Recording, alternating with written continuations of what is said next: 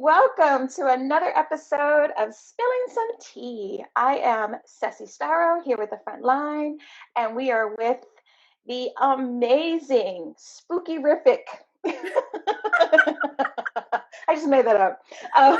Chris Love. Thank you very much. You see my guillotine earrings? Oh, those are cute. Very cute. I was wearing spiders, but I didn't show anybody. So, oops, I'll wear them again. Okay. And the amazing media maven, Miss Leslie Mack. Hello, everyone. Hello. So good to see you all. It's good to see you all. Thank you guys for joining us. Let's get into it. What's the streets talking about? Do we want to even discuss Miss Nicki Minaj and her cousin's friends' balls? What's happening? What's happening? Y'all,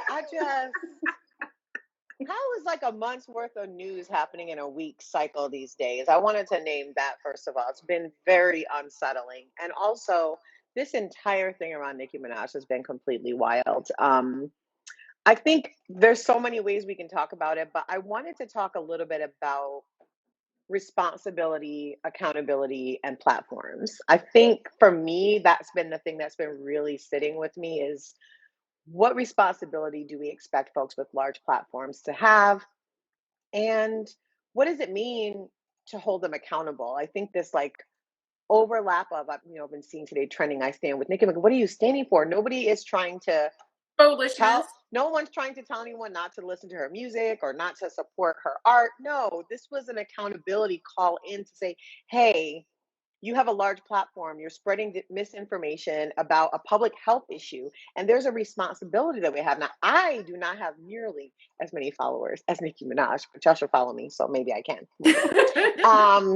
But I know even with my platform that I have to be really conscious of what I share, how I say things, even quote tweeting people, sharing folks stuff, because it brings attention to them that they may not have wanted. And so I'm really careful about that. And so for me, it's like we need to be able to have a conversation with people that have large platforms about their responsibility to the audiences that they have, especially when it's somebody like her whose audience is so rabid about supporting her, following her, and doing whatever she says. It's not even just a normal relationship. This is an entire stan culture, which I actually wanted to talk to you, Chris, about, because I know I saw some great tweets from you this week about that part of the conversation as well. Because I think it goes beyond just even followers with somebody like Nicki Minaj or Rihanna or Beyonce or all of these large, accounts that have people that are willing to go to the ends of the earth for them. Where does the responsibility lie? We need to be able to, as a general public, ask for an accountable relationship in that way, especially around things like public health. I mean, this is awful. Listen, abolish celebrity. I mean, I think that people in this day and age, parasocial relationships are very important to people. Right now, when we are so isolated, they are the relationships that probably matter the most to folks, right? Mm-hmm. And so I understand that. I understand, I love people's art. You want to root for folks when, they're doing things that you like, with respect to whatever their artistic endeavor is, right? Mm-hmm. At the same time, we've got some serious problems here with celebrity culture. And I hate to sound like one of those conservative pundits like Tucker Carlson or whatever that says people, you should just play basketball or what have you. Because I think that individuals have, freedom to say whatever it is that they want to say. But conversely, we have the right to say what we want to say and critique whatever it is that they're doing. And so I think that when we hold these people on these pedestals, and I've kind of abandoned all hope with just about everyone. We have to be more discerning, right? We have to be much more discerning in what we're taking in and what we're supporting, right? And I mean, I think we saw this with what happened with AOC and the Met Ball, right? Where there are people that hold her up on this pedestal, and there are people that are constantly critical, and it was just it was a whole lot of messy nonsense, right? Yeah. But when you're like Nicki Minaj and you're clearly a rapper slash entertainer slash whatever it is that you want to call yourself, and you are not a professional, I'm gonna need you to shut up about the pandemic. And I mean, that's really just it. If you don't have anything nice to say, like go get vaccinated, wear your mask, then I'm gonna need you not say anything at all at this point. I think someone was saying that combined, Nicki and all of her platforms has over like 300 million or something ridiculous, like the population of the United States, right? Yeah.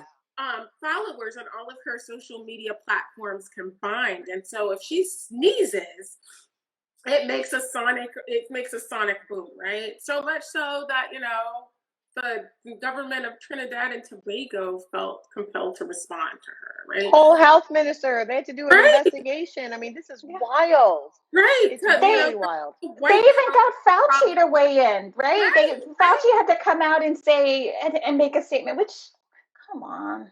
I mean, it's ridiculous. And my thing is that, I take issue with everything she said, including her cousin's bowels, and do your own research. I'm doing my own research makes me cringe. Because I'm an attorney, and people always do their own legal research, and they're always wrong. Like, that's why there's a possible process for you to go through to kind of understand that. Like, people are, I've read the case law. Well, you can't tell what the holding is from the dicta. You can't tell what's precedent from persuasive. Like, you don't know what you're talking about. Right. And just like folks don't know what they're talking about when they're doing their own legal research, they sure fuck don't know what they're talking about when they're doing their medical research.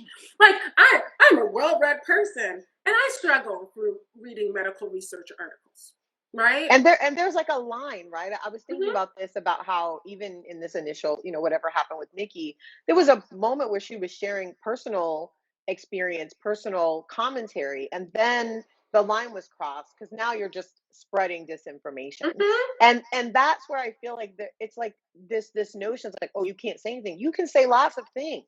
You just can't lie about a public health issue to 300 million people. That's what we're talking about. It's very specific, it's very pointed, and it's very much about community accountability. If you are for your community in the way you claim you are, right, which is something she says all the time about her stands and everything, you would care about the information that they're receiving from you and from anywhere else. And so I think that, yes, abolish celebrity culture, all the things. And while we are still in the midst of, as you said, this isolated period where these, relationships through a screen have become all the more important, I think that we should be able to say, hey, this isn't cool, in a way that, and I didn't see anybody attacking this girl or this woman for any outside reasons. I mean, I just felt like all of it was very much in good faith. It was very much people saying, hey, this is a problem. This is going to hurt people. This is not good. And so I want more of us to have that kind of critical lens around being able to say both. And yes, everybody has the right, even when you have a large platform, to say the personal experiences you have. And you have a responsibility when you have this much of an audience. And we know that, I mean, we can talk about yelling fire in a movie theater, that great, that quote. When are we going to apply that to the internet? Because that's what this shit is. I think that's what folks want to frame this as like a freedom of speech issue. And first of all, no, that's not the framing. And that's some folks doing their own legal research again. And number two, I think that if you have, everybody's entitled to their opinions, but I think that doesn't mean your opinions are free from critique. Correct. Right? And so if you're going to spout a dumb opinion, then be prepared to take the smoke that comes with it. That's exactly right. But Nicki Minaj is not getting canceled or anything or whatever. She's fine. She's fine. I mean, she's fine. You don't have to stand with her. You don't. She's not standing with you. I think she has COVID right now, so maybe don't get too close. Too close to her. Just saying. Just a thought. Just a thought. let's move on. I wanted to talk about something a little bit more serious and close to me. One of my faves, Gabrielle Union, has a new memoir out, or the second part of her memoir out, and she brings up a really, I would say, touchy subject, especially among us in the Black community. She's talking about her journey to motherhood, her decision to use a surrogate. She's talking about fertility in general and the difficulties she had. And what I really appreciate is that I think she's one of the few who have really stood up in her celebrity, acknowledged her privilege, and explained how she arrived at the decisions that she made, but not from a place of, oh, feel sorry for me or give me empathy or look how strong I am. More from a real standpoint, like, I'm a woman. I am a fully realized woman. I have grown into this space that I hold right now, this space that I'm taking up. I've grown into it, and this is how I got here. And I thoroughly appreciate that. I've had my own struggles. I think I shared with you guys that I'm ready to take this uterus out, twirl it around, and throw it out the window at this point. Why are we Chris dusting her hands off? No, what's wrong with us, y'all? I mean, if we're going to be all the way real, that uterus, okay? to be 100% real. I mean, that's where I am right now. But I have to say, I really appreciate her, her honesty, her truth that she's sharing, the vulnerability she's showing, and the humanity. I think, we all know that we're human, and people do applaud mothers, but they don't always applaud those that hold that mother role or that auntie role or that do the nurturing, that decide they are not having children for whatever that reason might be. And they don't always, give the true respect to women who arrive at motherhood through surrogacy or adoption or some other means. It's always, seen as a caveat. And I've done both. I've had my own, I've adopted. I think for years, the first few years of my marriage, I kept getting, when y'all gonna have some kids, who's gonna pay for them kids? Who's gonna pay for them kids? Who gonna do it? I've had to deal with all of that, and I really appreciate the care. That's the word I was looking for. The care that she is using when touching on this subject in her book. What do you guys think? I love how Gabrielle has really been very transparent about her own personal evolution and journey around many things. And I know I haven't read the book yet, but I did see a couple of press interviews that she's been doing. And she mentioned how in the movie Bring It On, she was given like really full, kind of carte blanche around the character of Isis in that movie to kind of have the outcome or how the reaction to, this intellectual property theft that happens during that movie. And she recognizes now as she looks back that she really leaned into Black respectability politics and being respectable because she didn't feel like a Black girl could have a full scope and breadth of feeling. She couldn't look angry. She couldn't be, really trying to hold these white characters accountable in the moment, and that she regrets that she didn't allow this character to be fully formed. It's such a beautiful thing for someone to look back on work they've done and be able to have a critical lens for themselves and the decisions they made. I just think it's really just very life-giving modeling for all of us. And so I really appreciate that. And I see that when you're talking about, I'm interested to read her book. What do you think, Chris? I know you read her first book, right? I read her first book and I really enjoyed it, actually.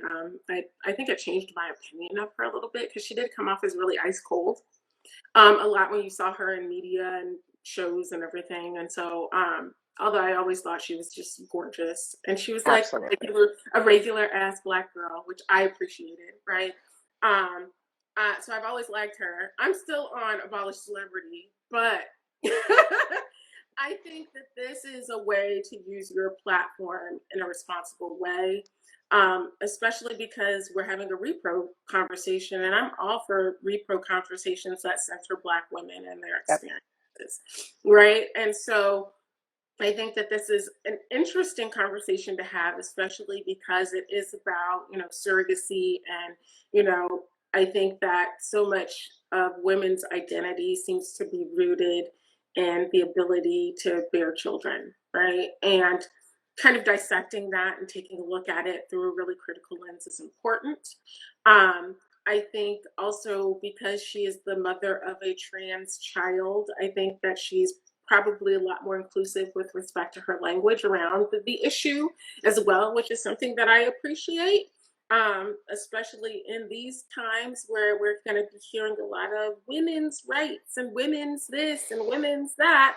I think it's important to have a discussion about how we broaden that conversation and open it up to everyone.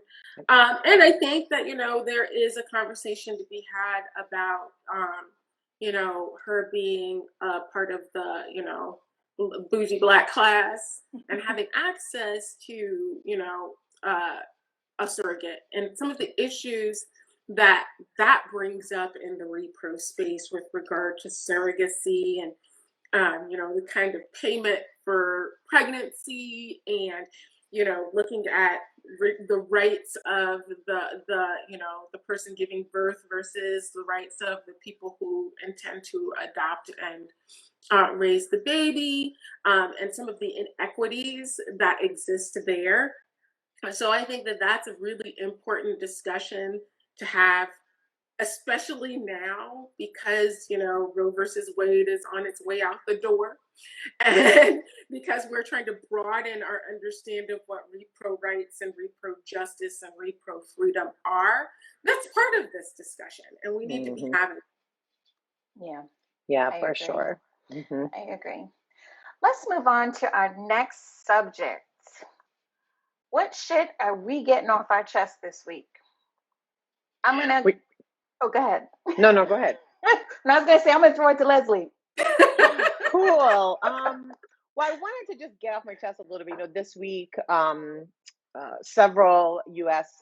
Olympic gymnasts testified before Congress about the abuse that they suffered at the hands of Larry Nassar, who is thankfully no longer practicing and has been taken off the streets, so to speak. I have been so moved by their testimony, by their resilience, by their insistence on holding the entire ecosystem accountable for what happened to them and so many other girls. And at the same time, I've been just so disheartened by the lengths that they've had to go to get to this point, that they've had to go before Congress and tell these horrible, painful things that they're still in the midst of dealing with PTSD and active trauma about, on this public stage, that it was, C-SPAN was, broadcasting it, and clips everywhere. And I obviously, these young women feel convicted to push forward, and I thank them for that. And I really want to get to the point where victims and survivors do not have to bear themselves in this kind of, really painful and exploitative way in order to get accountability for the things that have been done. And I want more conversations about how we treat survivors and the aftermath of what happens to them once they go public. Shout out to Drew Dixon and Stilla Abrams. If y'all haven't seen On the Record, the documentary about Russell Simmons and his rapes, allegedly. And see that, Chris? My Leo thing, allegedly. While he's in the Hamptons now, already and back on U.S. soil and being welcomed with open arms by the hip hop and music community. It's really awful to see that, even with these women who, originally had the backing of women, and then people like Tina Chen stepped in and had Oprah pull out of this. I mean, the layers of it where survivors are never centered and that their pain is exploited on so many levels. And I just, I wanted to mention, I just wanted to get that off my chest because it's been awful to watch. And those girls deserve better then. They deserve better now. They will deserve better till the end of time. And so I've just been thinking about that.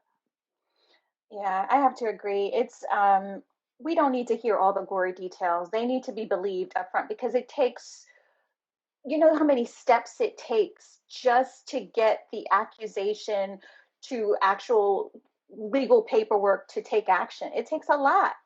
And the fact that they have to keep retelling their story, and they already were retelling their stories for what, a year before Literally, the FBI. they had to do court. They've done it for Yep. FBI. They've been begging for an independent investigation into Yep. U.S. gymnastics, because that is where the harm has occurred. That they allowed this man to do this over so many years and did nothing when they knew what was going on, and they refused to do this. They had to go to Congress to get to the point where they can demand that U.S. Gymnastics actually does what needed to be done. It should have been done from forever. And forget the FBI and their collusion with the whole thing. Yeah. Sorry, delusional. the F Period. asterisk B asterisk I.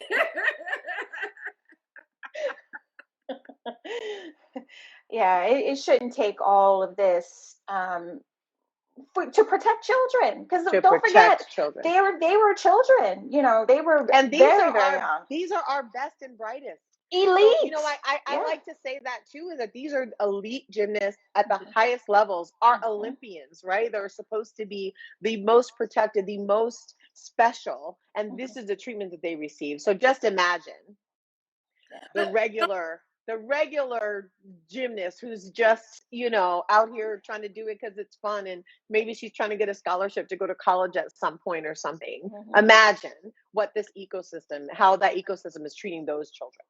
Yeah. This is just another reinforcement about how little our society cares about women, how little they care about girls, how little they care about children and babies, right? I was talking to one of our staffers at Planned Parenthood, and we were agonizing over the fact that no one wants to use gender-inclusive language, because we've done some polling and found that it tests much better when you say a pregnant person or person who can become pregnant rather than women, pregnant women. And you want to know why? It's because people don't care about women. No. Right? They don't care about women. They don't care about girls. They don't care about us at all. And so I think in watching that testimony, and I'm not someone who's a survivor, but oh my God, I went to the bathroom and started crying while watching this, because it was so difficult to see these really accomplished women have to be re-traumatized over and over again. Yeah. And I want better, but I mean, me wanting better is not, our society just does not care. Yeah. So true. Very true. Very, very true. So, Chris, on that note, let's talk about somebody that you do sort of care about, just maybe just a little bit. Women neither. I had to get a drink because I want to hear this. So listen, picture it: Phoenix, Arizona, 2021. So this week, our Maricopa County attorney, who is the chief prosecutor and the fourth most populous county in the entire United States, announced that she was taking time to go to rehab because she had had such a difficult time with her health and her job and all of the other stresses in life. And she was self-medicating with alcohol, and she had developed an eating disorder, and she had been coping in other ways and decided to go to rehab, right? Not a problem. No problem with that. Fix yourself, fix your life, right? And that's fine. But at the same time, she has not resigned from her job. And she claims that she is in contact with her staff on a daily basis, and she's still running the Maricopa County Attorney's Office. From rehab? Yeah. From rehab. Oh, no. In California. Rehab in California. Not even rehab in Arizona.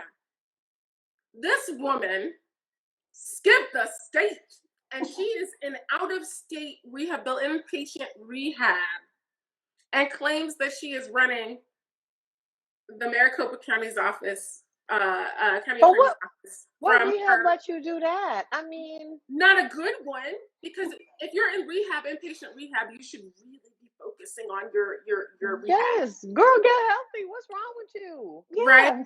But the plot thickens. Oh. You know there's always more.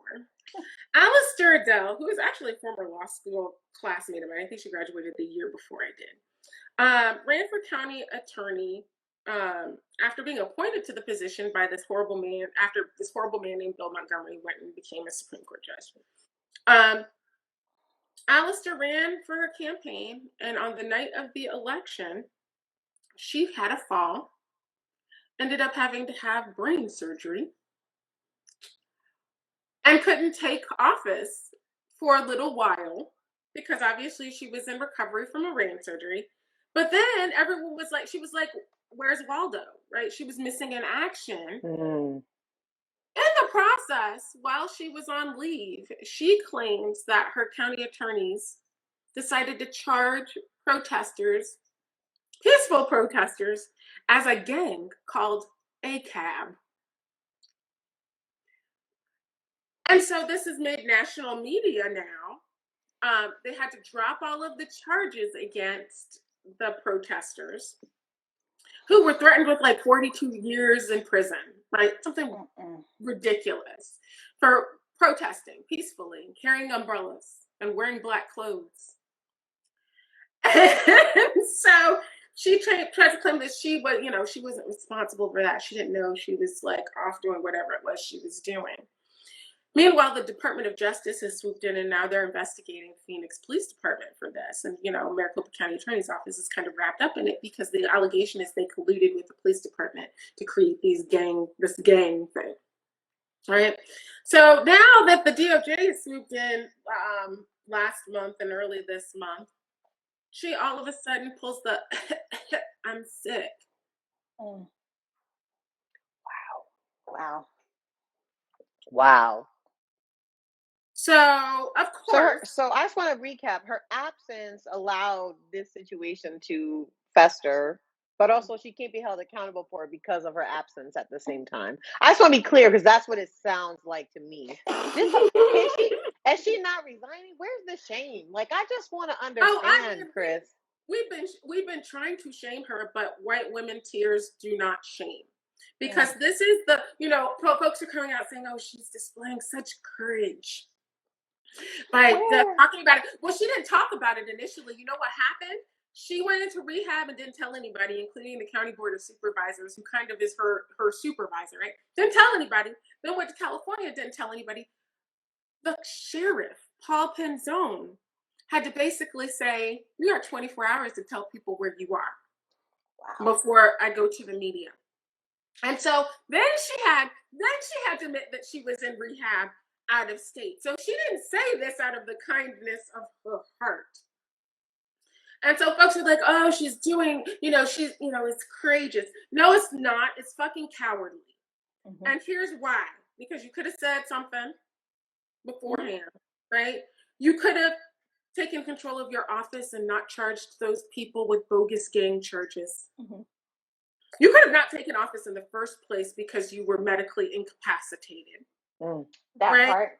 You could have taken some responsibility for some of the things that have gone on in your office during the time that you've been there. Right? Those things would have been courageous. You could have dropped the charges automatically. Those things would have been courageous. But calling in sick as an elected official, a chief prosecutor for the fourth most populous county in the country, and to call in sick because you went to rehab. That's white supremacy. That is not courage. That's white women weaponizing her tears to get out of taking responsibility and being accountable for the things that have gone on during the time that she's held office. Yeah. And so I don't have to wish her well. All right. Listen, I didn't want her to win. Shouts out to Julie Gunnigal. I didn't want her to win. I don't like her.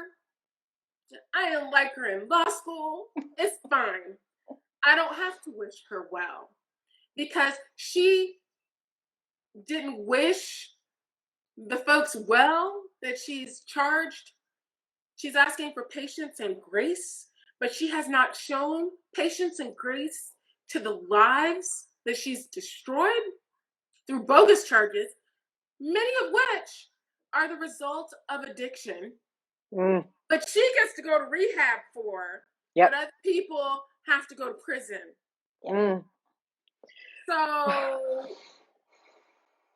I just had to get that off my chest. I wish nothing but the worst for her.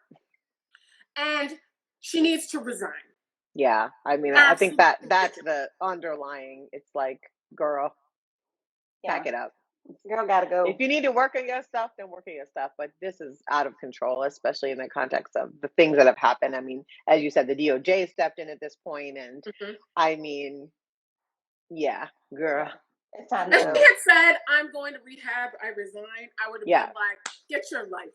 Get your life." We couldn't. Addiction is. It's the idea of like not being willing to give up power, right? And I think we see this a lot. It's definitely a part of white supremacy culture and the construct of whiteness, which is that the idea of giving up power is such it's just not something that is acceptable. So she's not going to do that unless she has to. And one would think this would be a has to moment, but yet here we are. Not according to the County Board of Supervisors, who of the 5 of them, or 6 of them, 5 of them are Republican. We've only got 1 Democrat that's on the Board of Supervisors. So a lot of this is motivated by the party also wanting to keep control of the county attorney's office, right? Of course. And, I'm sure that she probably shouldn't have taken office, right? Because she did have an issue, right? And at that point, we should have gone back and had someone appointed and done another election. Right. And it's clear. But she's being propped up by the party at this point. So shame on all of them. Shame on her for even agreeing to this.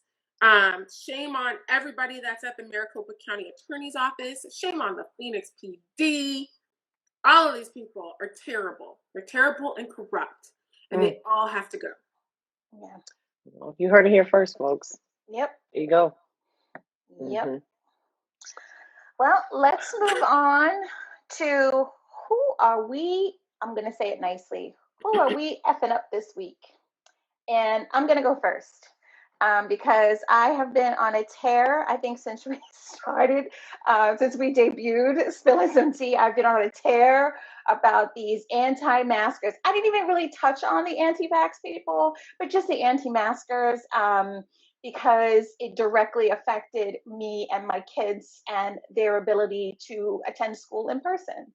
And this week, an interesting article, actually it was a story, was on NPR linking uncovering who is driving the fight against critical race theory in schools. And there's a link between that and the anti-vax and the anti-mask movements. And I'm going to take a pause, put a pin in that right here, and talk about this other little story about a high school in Texas, Colleyville, Texas. Colleyville Heritage High School has their very first Black principal, Mr. James Whitfield. And things have been fine up until he posted privately on his Facebook a photo of him and his wife where he's kissing her or about to kiss her and wishing her a happy anniversary. They look like a very happily married young couple. Except apparently the Grapevine Colleyville Independent School District didn't realize that he is in a multiracial or biracial marriage. His wife is white. And so they were using that as evidence of him teaching or supporting CRT, which they apparently banned, which I'm sure Chris will back me up on this, is not taught in K-12 schools, has never been taught in K-12 schools. So anyway, they asked him to take the photo down. Mind you, it was private. It was not a public photo, but they asked him to take it down. He took it down. They asked him to apologize. He apologized. They suspended him. And this week or last week, they fired him. And all that to say, all of this is linked because there is there's always been politics in religion. And all of this together I've been feeling like I can't find common ground with the folks who don't see how masking and getting vaccinated helps everyone. I don't understand why people are upset about critical race theory, which is explaining to everyone, not just children, explaining to everyone the history of our country. And why wouldn't you want to learn the history? Is nothing to agree or disagree about history because it's based on facts. But in talking to you guys, you brought up some really interesting points in terms of, well, who is funding the message and where is the message coming from?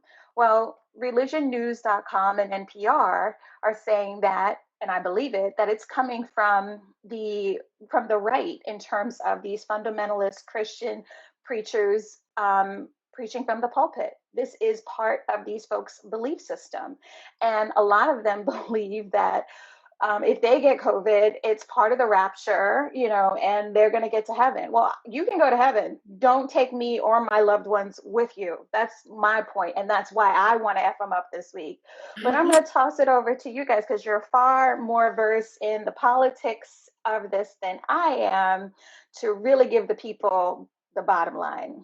Yeah, I mean, I think, yes, the message is being delivered through, right-wing fundamentalists, through the pulpit, through these kind of, enclave portions of society, but it's being generated and funded from folks like the Koch brothers and through folks that brother,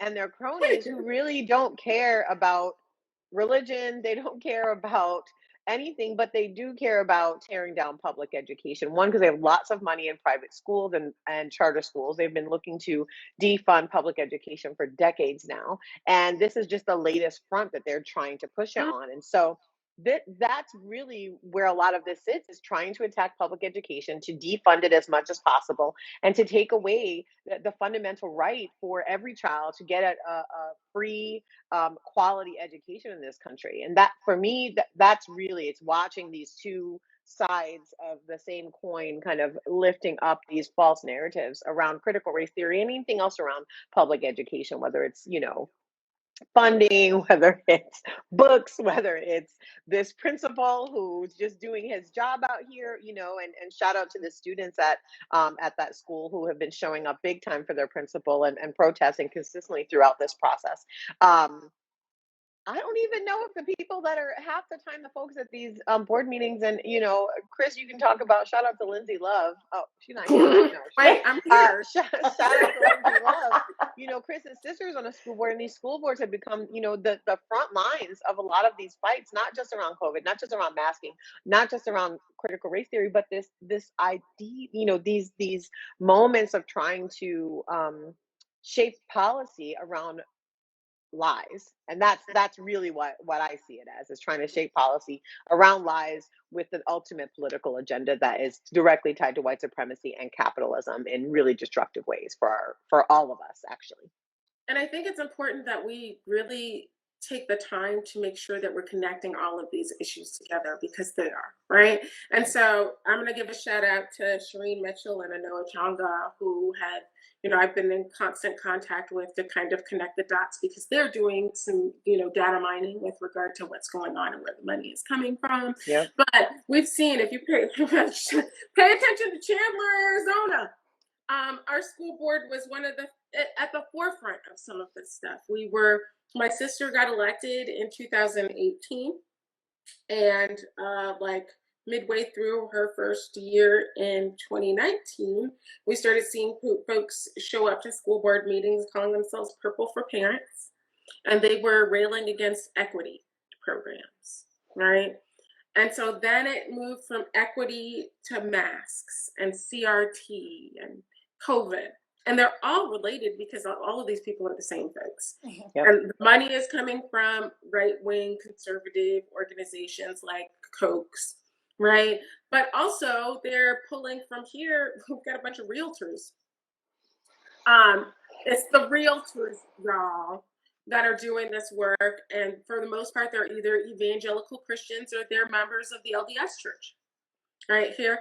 And so they've been able to kind of weave the, the religious conservative stuff with the other stuff. And this is a strategy that has been playing for about 40 years, right? It's been playing out for 40 years now. I often tell people that, abortion was not a controversial issue in religious communities until Republicans decided that they could exploit it, right? And really, gather some amass some Christian conservative voters. It was part of the Southern strategy, right? Yep. And so all of this stuff is connected and goes right on back to our friend white supremacy. Mm-hmm. And they've got a couple of Uncle Ruckuses up in the mix too. Don't they always? We've got a few, and they're all clowns, right? They're all tap dancing clowns, so it's not a big deal. But for the most part, this is led by white Christian evangelical / LDS folks here in Arizona, and then wherever you are, whatever the fundamentalist sect is in your neighborhood, that they're behind it as well. But I do want to go back to this poor principal. Shout out to that dude. Texas, like Arizona, is the forefront of a lot of the shenanigans that are going on with school boards right now. And there's a push right now for these folks to get elected to school board. Yep. Right. So everybody needs to start paying attention to their school board races, their local school board races, and making sure that these crazy yahoos don't get on your school board. Yep. Yeah, and I think it's interesting too. I can only imagine for this principal that watching the ground shift beneath him in such a short period of time must be really difficult to deal with, because I'll be frank, I'm pretty sure if he ascended through the ranks, he's probably super centrist, like super duper centrist, wouldn't even consider himself a leftist at all, wouldn't even. And it's really interesting to watch how the protests of after George Floyd's murder and Breonna Taylor and so many others last year has sort of allowed white people and whiteness to retreat into itself in a really specific way. And that the backlash to that, much like we talk about how 45 was a backlash against, President Barack Obama. This is what I see too, is a lot of this stuff. While yes, Chris, for sure, it's been going on for decades, no doubt, that this specific moment is really being fueled by a reaction to whiteness being unwilling to confront itself in the face of things they can't turn away from. And that, that's really hard. Like I said, I just can't imagine. This dude is probably like so centrist, has never like been seen as somebody who's a radical at all, and then to be, fired and being accused of this just must be baffling to him. And so yeah, and I think that's happening so many places. It doesn't matter what you're saying. In this construct, they'll just say whatever you're saying will be the thing that they're against, and that's really the takeaway from it all. Yeah. So yes, pay attention to your school boards and your city councils and lots of other things, because you never know how they're affecting stuff. So for example, here in North Carolina, the water board is who decides a lot of the environmental laws here in the state, which is really random, but that's so people that get elected there get to make a lot of those kinds of decisions. So I just implore people to become more knowledgeable about the entire construct of your leadership in your state and your municipality, because the way that these things affect lots of stuff that affect all of us is really critical, especially now more than ever. So Leslie, who you fucking up in Philly this week? So I need to talk about the Philadelphia Police Department, definitely them. So this week it was announced that the city of Philadelphia, and I want to make a really specific distinction there. Shout out to my friend Ernest Owens, who has a piece in Philly Mag today. He's the editor-in-chief there. that $2 million was recorded to a young Black woman named Rickia Young, who was assaulted by Philadelphia police officers in the midst of protests last year. And there's several levels of disturbing parts to the story. One was the brutality in the moment. She was actually corralled in, just trying to U-turn and go home. She wasn't actually at the protest, and the police descended upon her vehicle, smashed the windows out, injured her, pulled her out of the car, and arrested her really violently. So there's a brutality case that's involved in this case. She was awarded $2 million. I make the distinction to say the city of Philadelphia because the police department actually doesn't pay out these settlements. That comes directly from taxpayers' dollars in the city of Philadelphia. Meanwhile, the police budget has been increased in Philadelphia, and the things that they have in their rider actually provide less accountability. The officers involved in this particular incident were fired, but the contract with the FOP allows them to be rehired if they choose to do so. So I'm just naming all of these things because there's so many layers. But to add, I wouldn't even call insult. I would just say obscenity to the mix. After they assaulted this woman, pulled her out of her car, the Philadelphia Police Department then took a photo of her child, posted it on social media. I'm going to read the caption that they used. Quote, "This child was lost during the violent riots in Philadelphia, wandering around barefoot in an area that was experiencing complete lawlessness. The only thing this Philadelphia police officer cared about in that moment was protecting this child," end quote. So they assaulted this woman and then used her child to tell lies on social media about a child being left wandering, all made up. Mm-hmm. He was barefoot. You know why? Because he was with his mother in his car seat. Mm-hmm. That's why he didn't have his shoes on, like many children do all the time, just hopped in a car. Literally, thank you, trolling on Dubs, used her child as propaganda while they were assaulting her and undermining her personal civil rights. So while yes, it's fantastic that this judgment went in her favor and she's getting this $2 million, but I'd just like to mention that F the police forever. And F Philly police for this particular thing, because not only did they use this child, this Black child, for propaganda and telling lies about it while they assaulted the mother, but the layers of it are so disturbing to me. And so this week, that's what I'm giving. Again, Philadelphia taxpayers, y'all are paying for this. Mm-hmm. Y'all are paying this money. Always. Mm-hmm. Yeah. Mm-hmm. Yeah. Yep. That city always pays. That's how the budget goes. And we're having the same woes here in Arizona, where we actually have a quote unquote progressive block majority in our Phoenix City Council, but they still increase the police budget. And we're having to pay out things too, because Phoenix PD is one of the most deadly police forces in the country. So I feel that using Black children as propaganda, I mean, we're going to see that over and over again as they try to, do a cleanse of their reputations. But I'm so glad that this mother fought back. Mm-hmm. There are a whole lot of folks that aren't in the position where they can. And there are a lot of us that are still trapped in the sunken place who believe wholeheartedly that, police are our friends. Yeah. Even though they've shown time and again that they are no one's friend, but their own. Yeah. And even in that, they're not. I didn't talk about this when we did our pre-show prep, but I was reading a story. Cheryl and Eiffel shared it yesterday about the Capitol Police officer who was on the scene on January 6th and had taken was responsible for taking some of the elected officials to safety. Mm-hmm. And one of his friends of 40 years contacted the FBI and said, listen, he's been out here believing these conspiracy theories and actually telling people the secret ways in which they evacuate that building.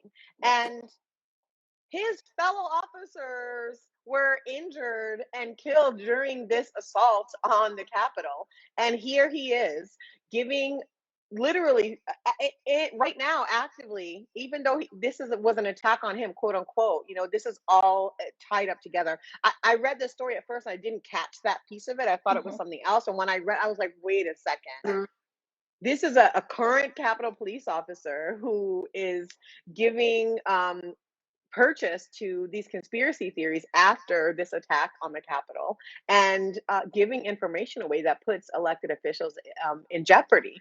And his friend was like, I feel awful doing this, but also he's nuts, and this is a real threat to people. And it's just wild to see. So when you were saying, I'm like, they're not even supportive of themselves. They don't even protect themselves. Oh, That's no. how useless the whole system is. And Anyways, I feel terrible about ratting that guy out because he sucks.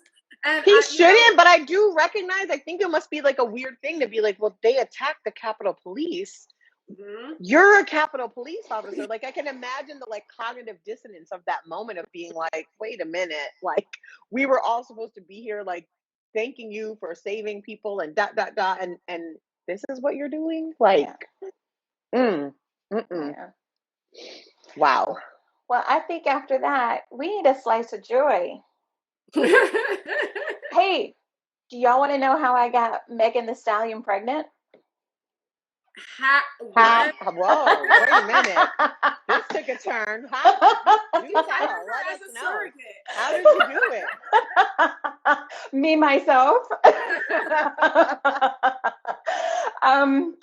So the kids and I, you guys know my backstory. We've had some challenges the past 18 months. And I am known far and wide as the Hannibal Lecter of plants. I can't keep plants. I can't keep flowers. People send me shit. It dies. I don't know. So we, y'all's fave, Summer, said, Mom, I want a bonsai. I was like, first of all, what job you got to afford a bonsai? That's number one. Is that the new, you got McDonald's money? You got bonsai money? You got bonsai money? You got bonsai money? Or even better, green light covers that, because I know you don't have enough green light money for that. But anyway, so I was like, well, if you're going to get a bonsai, I'm going to get a monstera. And the monstera is those giant plants with the big heart-shaped, and the leaves have splits in them. I just love them. I always wanted one. And I was like, I'm going to get one. And when I got my, when they came in, because we had to have them, we weren't leaving the house like to go shopping around. And the other thing is, we would have had to go to Walmart, and I don't shop at Walmart. And, long story short, I wanted plants that came from a local nursery that was ethical and, that hopefully wouldn't die. I was trying to give the plants a chance. And so I got the monstera. Summer got the bonsai. I was like, we got to keep them alive somehow. Let's get an app. Let's figure out everybody's got these plant apps. Let's figure out these plant apps and figure out how, what we need to do. So we got the apps, taking pictures, figuring out where the plants were, and following the schedule religiously. This has been going on, I think, since mid-July. Right. Anyway, long story short, I got on Bloomscape or whatever, because now I was like, oh, the monstera has been alive for 6 weeks. It hasn't died yet. I'm ready to upgrade. So I go on to Bloomscape. I can't remember if that's the right term. And I look for plants that are hard to kill. They literally have a category called hard to kill. And I ordered them in trios. I got 2 trios. They were pricey, but they came in nice sizes, and I put them around the house and made sure the lighting was good. And then, we all follow different people on Facebook and on here, and they was all bragging about how they got lights and shit for their plants. I was like, well, I got lights. I can get lights for the plants. Anyway, long story short, one of them is like some sort of praying plant or whatever. And Summer went around and named the plants. We have Biggie and Lil Kim. We got Foxy Brown. Foxy Brown is the monstera. And then we have Salt and Pepper. Those are our other 2 big plants we have.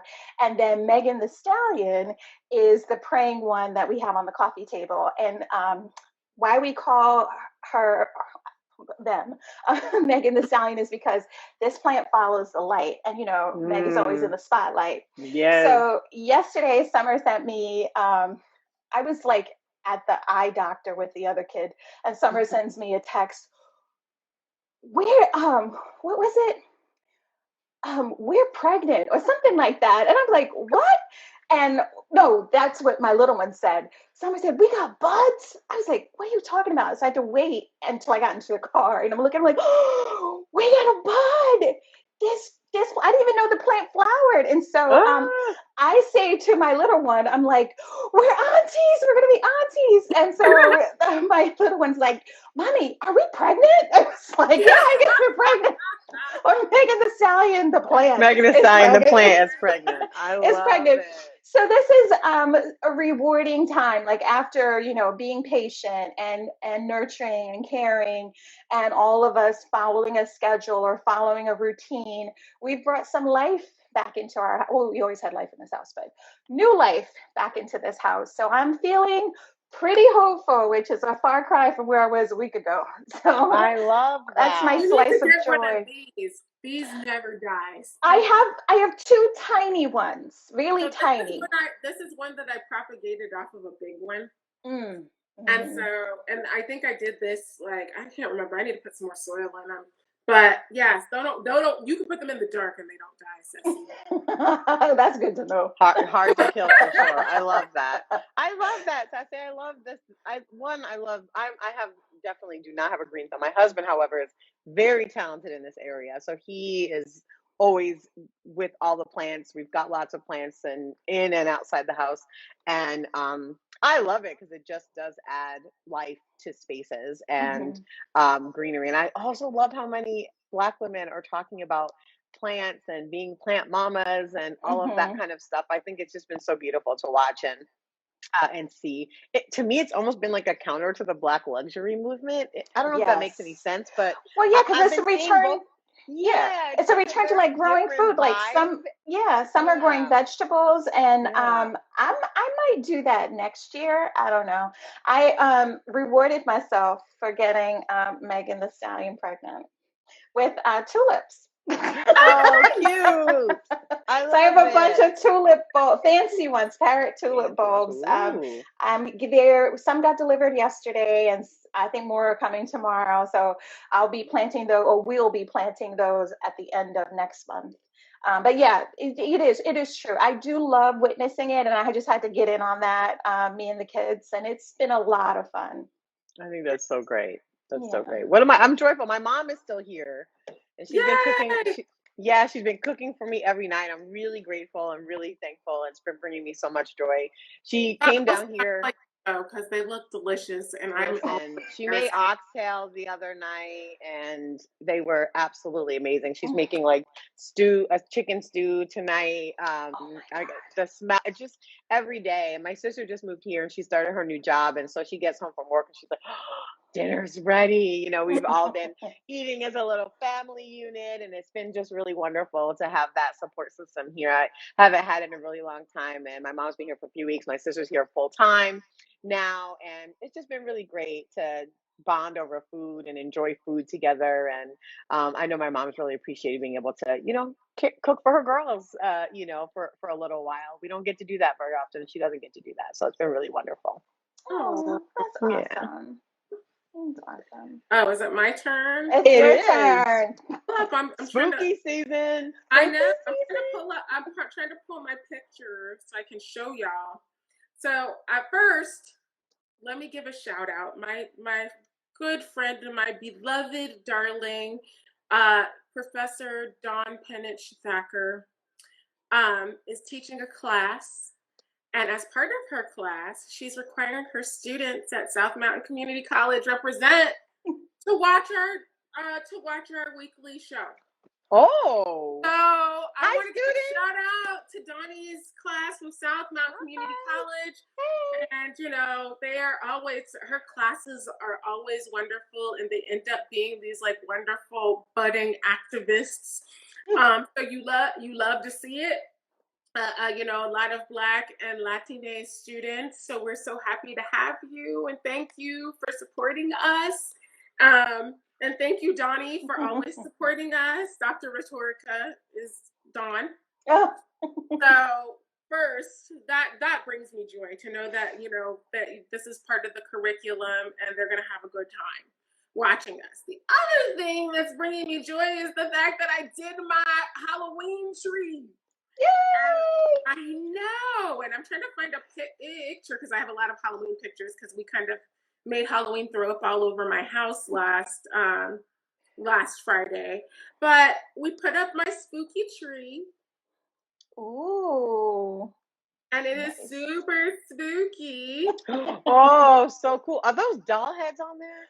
Yes, there are. Whoa. I went a little bit overboard, can I say. We did doll heads and doll parts. So they're like arms and legs hanging. Oh, awesome. We So colored cool. them and made them like cracked looking. And Quinn colored in the doll eyes black. She painted it to make it look like zombie doll heads. And I love it. I know. So we went crazy, and we also had a little party to put it together. So shouts out to Donnie and Charles and Michael and Quinn for helping me put up all of the. Well, not Charles and Michael; they didn't do shit. They sat there and drank. That's what they did. They drank and ate wings. Okay, but shouts out to Donnie and Quinn for helping us put together the tree. And I've been feeling sick this week, having some stomach issues, and so I haven't been able to eat. But let me tell you what, every time I look at my Halloween tree, it just brings a smile to my face and makes me so happy. So when are we getting this year's horror calendar? Oh, season calendar. Yeah, when's that coming out? I'm doing a community calendar this year, so I'm waiting for 2 more people to submit their movie choices. So it's going to be a person per week, and we're doing a full 6 weeks. So we're going to start that first week in October, which starts on like September something, and then we're going to do Halloween through that first week in November. So we're going to have. So I've got a bunch of friends of mine who love horror movies to choose movies, and I gave them specific categories and instructions and all of that kind of stuff. So it's almost ready, and it's going to be really good, and it's a very varied calendar. So I love it. So I'll post it next week. I think next weekend is when I'm going to post it. I love it. Awesome. Can't wait to see it. I'm so excited. Love it. Thank you for everyone who joined. Thank you, ladies. And we'll see you guys next week on the 23rd, September 23rd at 3 p.m. Eastern, 12 p.m. Pacific for another episode. Thank you so much. Bye. Bye, everybody.